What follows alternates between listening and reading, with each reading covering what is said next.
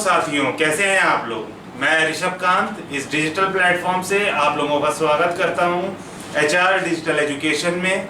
और आज हम लोग देखने जा रहे हैं एसएससी बैंक और रेलवे के ओवरव्यू और क्या होता है हमारे मैथ्स के सिलेबस में और कौन कौन से एग्जाम में हमारी क्या क्या चीज़ें आती हैं वो हम लोग आज देखेंगे।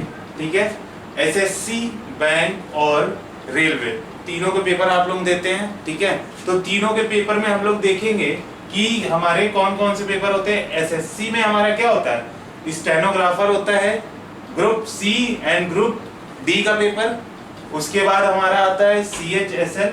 ठीक है, सीएचएसएल में भी मैथ्स आती है हमारी सेम लेवल की जो स्टेनोग्राफर में आती है। उसके बाद आता है सीपीओएसआई, सीपीओएसआई में भी वही मैथ्स आती है। ठीक है, बैंक की फील्ड में जैसे ही हम लोग घुसेंगे तो बैंक में क्या आता है, क्लर्क के पेपर होते हैं और पीओ के पेपर होते हैं। किसके, आईबीपीएस करवाते हैं ये पेपर। तो आईबीपीएस में क्या होता है, क्लर्क और पीओ के पेपर होते हैं हमारे, तो उसकी भी मैथ्स का सिलेबस देखेंगे। और आखिरी में आता है रेलवे। जैसे कि आप लोगों को पता है, आप लोग तैयारी कर रहे हैं तो आप लोगों को पता होगा कि एनटीपीसी और ग्रुप डी का पेपर जो है वो रेलवे ने अभी अभी न्यूली इंट्रोड्यूस किया, वैकेंसीज आई थी, पर कोरोना के चलते जानते हैं कि हम लोग क्या हुआ, पेपर पोस्टपोन हो गए। आप लोगों की तैयारियां चल रही होंगी जैसे कि। ठीक है, तो हम लोग देखते हैं कि ये सारे पेपर जो होते हैं मैथ्स के, ये बेसिकली डिवाइड कैसे हम लोग करते हैं कि किन किन चीजों में ये डिवाइड होगा, कौन कौन से टॉपिक्स हैं वो ज्यादा आते हैं या कौन कौन से टॉपिक्स हैं जो कि कम आते हैं। ठीक है, पहला हम लोग देखते हैं सबसे ज्यादा हमारा देखो सिंपल इंटरेस्ट और कंपाउंड इंटरेस्ट। तीसरा हमारा आता है परसेंटेज, प्रतिशत में हम लोग देखते हैं, कई क्वेश्चन हमारे आ जाते हैं ऐसे। मैं आपको क्लासेस में बताऊंगा, जब हम लोग ये पढ़ेंगे तो मैं आपको इनकी ट्रिक्स और सारी चीजें बेसिक से बताऊंगा, उसके बाद एडवांस लेवल में ट्रिक्स बताऊंगा।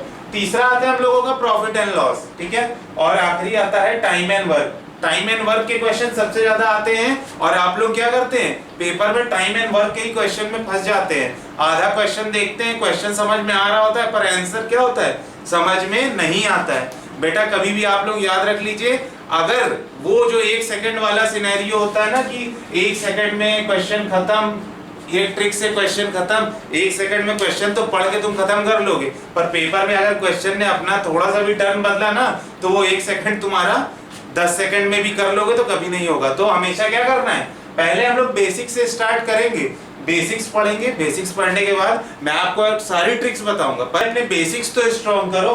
तुम्हें क्या है, 1 सेकंड का वीडियो बहुत अच्छा लगता है कि अरे सर ने करवा दिया 1 सेकंड में क्वेश्चन, 5 सेकंड में क्वेश्चन, 4 सेकंड में क्वेश्चन। ठीक है, मैं तुमसे कहता हूं कि अगर तुम एक ईंट से 10 मंजिले की इमारत बना रहे हो तो क्या वो टिकेगी। अब तुम 1 सेकंड में पूरी मैथ सॉल्व करना चाहते हो, क्या ऐसा कभी हो सकता है। जब तक तुम्हें इन चीजों की जानकारी ही नहीं होगी तब तक तुम इनको सॉल्व कैसे करोगे। तुम चाहते हो कि 1 सेकंड में हम पूरी मैथ्स खत्म कर दें, तो बेटा जब तक उन टॉपिक्स के बारे में पहले आप जानिए। मैं आपको 1 सेकंड वाली भी ट्रिक सिखाऊंगा और ये सारे टॉपिक्स के बारे में भी बताऊंगा।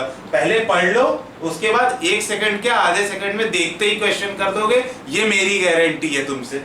ठीक है, उसके बाद हमारा दूसरा आता है क्या, डाटा इंटरप्रिटेशन।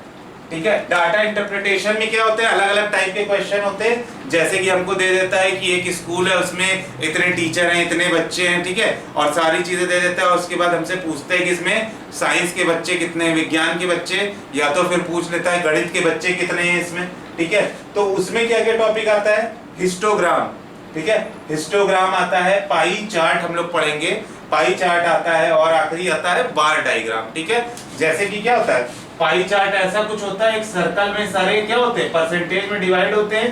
बार डायग्राम कैसा होता है, बार डायग्राम ऐसा होता है, और हिस्टोग्राम में क्या होता है, ऐसे करके बनी होती चीजें। ठीक है, तीनों हम लोग पढ़ेंगे डाटा इंटरप्रिटेशन में। ठीक है, अरिथमेटिक में हम लोगों ने देख लिया क्या क्या टॉपिक होते हैं।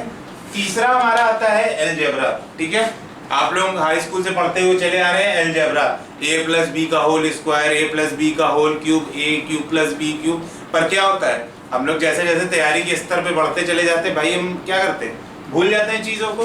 तो क्या करूंगा, मैं इनको एकदम बेसिक से रिकॉल कराऊंगा और सारी चीजें आपको एकदम शुरुआत से पढ़ा के पूरी चीजें बताऊंगा कि कैसे क्या होता क्या है अलजेब्रा में पूरा। ठीक है, अलजेब्रा हम लोग एकदम बेस से लेके चलेंगे और मैं आपको बताऊंगा इसमें क्या कि 1 सेकंड में कैसे क्वेश्चन सॉल्व करेंगे अलजेब्रा और अर्थमेटिक के। 1 सेकंड कोई बहुत बड़ी चीज नहीं है, सॉल्व करने को बता दूंगा, पर सारी चीजें क्या होनी चाहिए, याद होनी चाहिए। अगर वो याद है तो अगर 1 सेकंड भूल भी जाओगे ना तो पेपर में चाहे 4 सेकंड में करोगे पर क्वेश्चन क्या होगा, सॉल्व कर लोगे अपना।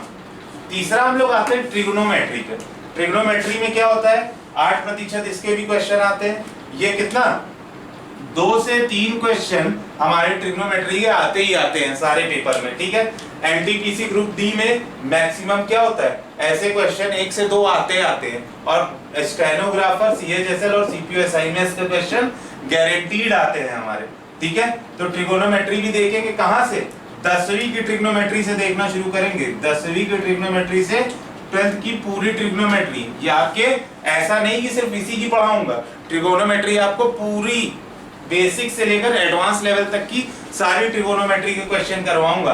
शुरू से शुरू करेंगे और एकदम हायर लेवल तक जाएंगे, कभी आपको दिक्कत नहीं आएगी इन सारे टॉपिक्स में। और हमारा कौन सा टॉपिक आता है, ज्योमेट्री एंड मेंसुरेशन। हमने क्या क्या पढ़ा है, ट्रायंगल पढ़ा है, सर्कल पढ़ा है और क्वाड्रिलेटरल पढ़ा है। और इसमें क्या होते हैं, काफी सारे वास्ट टॉपिक है, ये पॉलीगन वगैरह आता है और ट्रायंगल में सिमिलरिटी आती है। इसमें क्या होता है, 3-4 टॉपिक्स हमारे कवर करेगा, ये कॉर्ड और टेंजेंट और सारी चीजें कवर करेगा, ठीक है। इसका कितना है, 16%। मतलब किसी भी पेपर में अगर 30 क्वेश्चन है तो 14 क्वेश्चन हमारे किससे आएंगे, अर्थमेटिक से, ठीक है। और कितना 25-30 क्वेश्चन है तो 7 से 8 क्वेश्चन किससे आएंगे, डाटा इंटरप्रिटेशन से, और 6 से 8 क्वेश्चन किससे आएंगे, तुम्हारा ज्योमेट्री और मेंसुरेशन से, और 3 से 5 या 2 से 3 कह सकते हो ट्रिग्नोमेट्री के, और 3 से 4 क्वेश्चन अलजेब्रा के, ठीक है। तो हमारी टोटल मैथ्स क्या होगी, बस इसी के बीच में घूमेगी और मैं आपको सारे टॉपिक्स लाइन से पढ़ाऊंगा। और 1 सेकंड के चक्कर में मत पढ़ना, 1 सेकंड तो मैं तुम्हें बताऊंगा ही बताऊंगा, पर उतनी ही आसानी से 1 सेकंड की आसानी से मैं तुम्हें क्या करूंगा, सारे टॉपिक्स बताऊंगा। हमारे डेली हर टॉपिक पे हम लेक्चर अपलोड होंगे, बस आप हमारे साथ बने रहिए, आप हमको सहयोग करिए। हम हमेशा आपके लिए सारी मैथ्स, पूरी जितनी भी इसकी मैथ्स है सब मैं आपके लिए ले आऊंगा ट्रिक्स और बेसिक्स के साथ।